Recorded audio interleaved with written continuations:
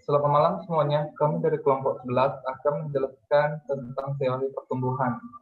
Sebelum penjelasannya berlanjut, akan saya perkenalkan anggota masing-masing, yaitu Rika, Andiani, Willy Sidarta, dan Supriyanto.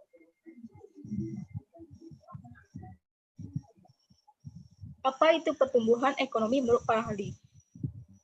Beberapa pakar ekonomi sudah pernah menjelaskan pertumbuhan ekonomi dalam berbagai sumber. Beberapa di antaranya adalah sebagai berikut. Yang pertama, Adam Smith. Adam Smith berpendapat bahwa pertumbuhan ekonomi adalah suatu perubahan tingkat ekonomi yang dialami oleh suatu negara yang bergantung pada adanya perkembangan jumlah penduduk. Dengan adanya perkembangan jumlah penduduk, maka hasil dari produksi suatu negara juga tentunya akan meningkat. Yang kedua, Sadono Sukimo mengatakan bahwa pertumbuhan ekonomi adalah suatu perubahan tingkat aktivitas ekonomi yang berlaku dari tahun ke tahunnya. Diperlukan perbandingan pendapatan nasional dari tahun ke tahun untuk mengetahui pertumbuhan ekonomi suatu negara.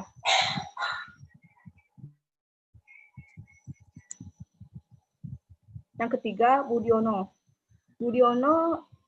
menerangkan bahwa pertumbuhan ekonomi adalah suatu proses peningkatan hasil per kapita dalam jangka panjang yang terjadi ketika adanya peningkatan sumber yang berasal dari proses intern perekonomian itu sendiri dan memiliki sifat sementara. Selanjutnya, MP Todaro menjelaskan bahwa pertumbuhan ekonomi adalah suatu proses yang baik di mana terjadi peningkatan kapasitas produksi dalam suatu perekonomian sepanjang waktu dan mampu melahirkan peningkatan pendapat nasional. Selanjutnya, Prof. Simon Kuznets berpendapat bahwa pertumbuhan ekonomi adalah kenaikan yang terjadi jangka panjang pada kemampuan suatu negara untuk menyediakan beragam jenis komoditas perekonomiannya pada masyarakat. Kemampuan ini bisa tumbuh diiringi dengan adanya perkembangan teknologi, ideologi, serta penyesuaian kelembagaan negara terkait. Dan yang terakhir, para ekonom klasik. Para ekonom klasik dan ekonom neoklasik seperti Adam Smith, David Ricardo, Thomas Robert, Malthus, Robert Sloan, Trevor Swan, dan John Stuart Mill menjelaskan bahwa setidaknya terdapat beberapa faktor yang bisa mempengaruhi pertumbuhan suatu negara, yaitu jumlah penduduk, jumlah stok barang, dan modal, sumber daya alam, dan luas tanah, serta perkembangan teknologi.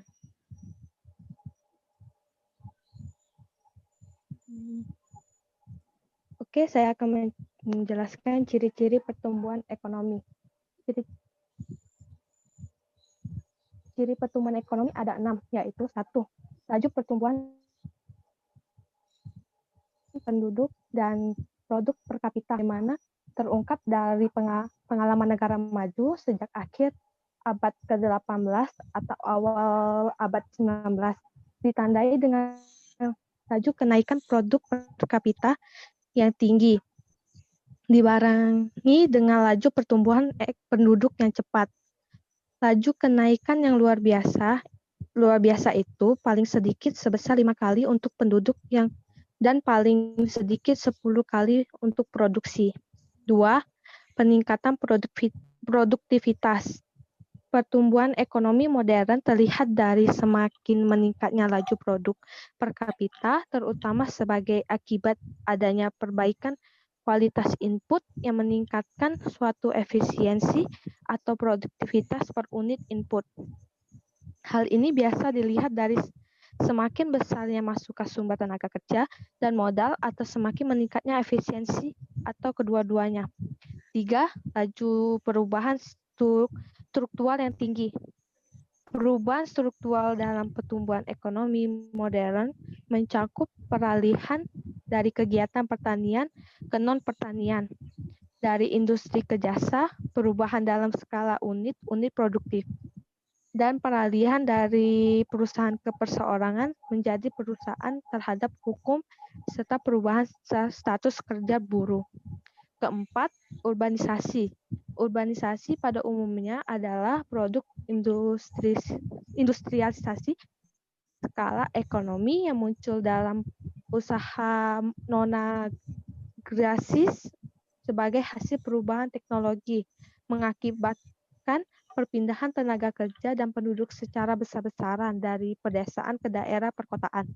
Karena sarana teknis transportasi, komunikasi, dan organisasi berkembang menjadi lebih efektif, maka terjadilah penyebaran unit-unit skala optimum. Kelima, ekspansi negara maju. Pertumbuhan negara maju kebanyakan tidak sama. Pada beberapa bangsa, pertumbuhan ekonomi modern terjadi lebih awal daripada bangsa yang lain. Hal ini sebagian besar diakibatkan perbedaan latar belakang, sejarah, dan masa lalu. Seketika ilmu dan pengetahuan modern mulai berkembang. Keenam, arus barang, modal, dan orang antar bangsa. Arus barang, modal, dan orang antar bangsa kian meningkat sejak kuartal kedua abad ke-19 sampai Perang Dunia ke-1. Tetapi mulai mundur pada Perang Dunia I dan berlanjut sampai akhir Perang Dunia Kedua. Tapi demikian sejak awal tahun 50-an terjadilah peningkatan dalam arus barang, modal, dan antar bangsa.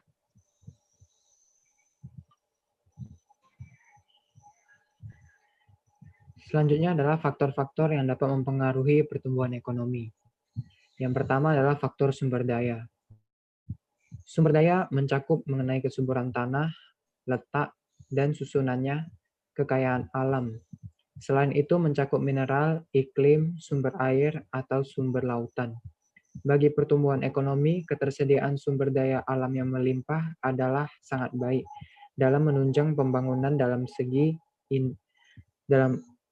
menunjang pembangunan. Dalam segi ini, Indonesia sangat kaya akan sumber daya alam, mulai dari tambang, pertanian, perikanan, pariwisata, dan lain-lain. Dalam aspek ini sangat berpotensi untuk membantu pertumbuhan Indonesia.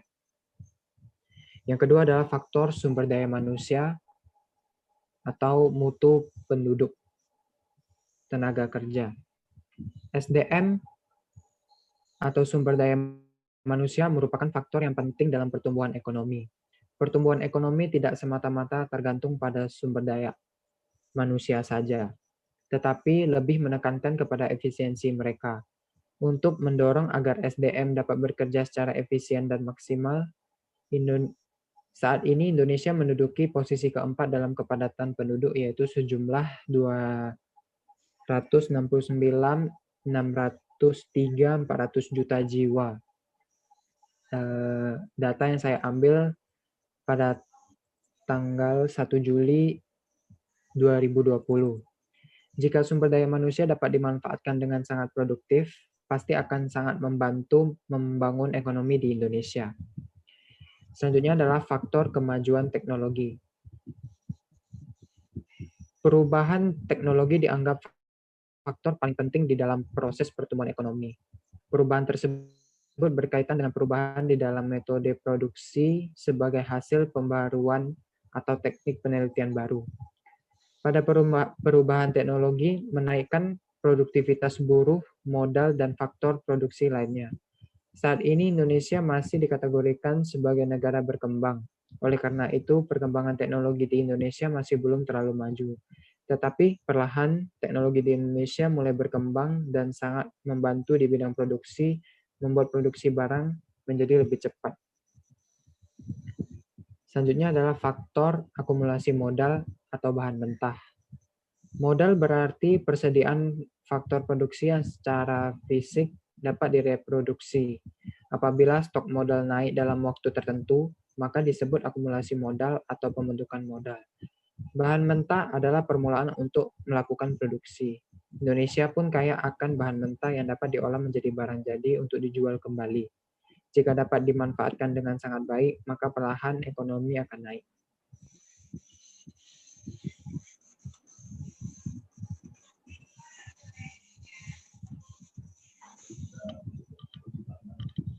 Keempat, pengukuran pertumbuhan ekonomi. Pengukuran pertumbuhan ekonomi pada dasarnya, pertumbuhan ekonomi akan dinilai menggunakan perbandingan pada komponen yang mampu mewakili keadaan ekonomi suatu negara terhadap periode atau tahun sebelumnya. Pengukuran pertumbuhan ekonomi terdapat dua komponen yang bisa dimanfaatkan untuk menilai atau mengukur pertumbuhan ekonomi pada suatu negara, yaitu yang pertama adalah produk nasional bruto atau gross national product. Produk nasional bruto yang sering disingkatkan menjadi PNB atau dalam bahasa Inggrisnya adalah gross national product yang disingkatkan GNP, adalah pendapatan yang diperoleh negara dalam kurun waktu tertentu berdasarkan pendapatan yang diperoleh masyarakatnya. Yang kedua adalah produk domestik bruto atau gross domestic product. Cara perhitungan produk domestik bruto tertentu berbeda dengan PNB. Jika PNB menghitung berdasarkan penghasilan yang diperoleh masyarakat dimanapun mereka berada, maka perhitungan PDB diukur dari pendapatan negara berdasarkan teritorialnya. Nah, dari teori ini, kesimpulannya adalah perkembangan yang terjadi pada dunia bisnis sangat mempengaruhi hasil pertumbuhan ekonomi suatu negara secara langsung. Bisa disimpulkan bahwa saat adanya pertumbuhan ekonomi yang lebih baik, maka akan berjalan beriringi dengan permintaan masyarakat pada produk barang dan jasa. Hal yang sama berlaku sebaliknya. Itulah penjelasan lengkap tentang pertumbuhan ekonomi, yaitu ada pengertian, ciri-ciri, faktor, dan cara menghitungnya dengan tepat. Nah, untuk mendukung pertumbuhan ekonomi di negara kita saat musim krisis seperti ini, ada baiknya Anda selaku pengusaha memantau kembali arus keuangan perusahaan Anda dengan tepat. Perhatikan juga jalur distribusi produk dan strategi pemasaran yang baik. Cukup sekian penjelasan kami. Jika ada kata-kata yang salah, kami mohon maaf. Terima kasih.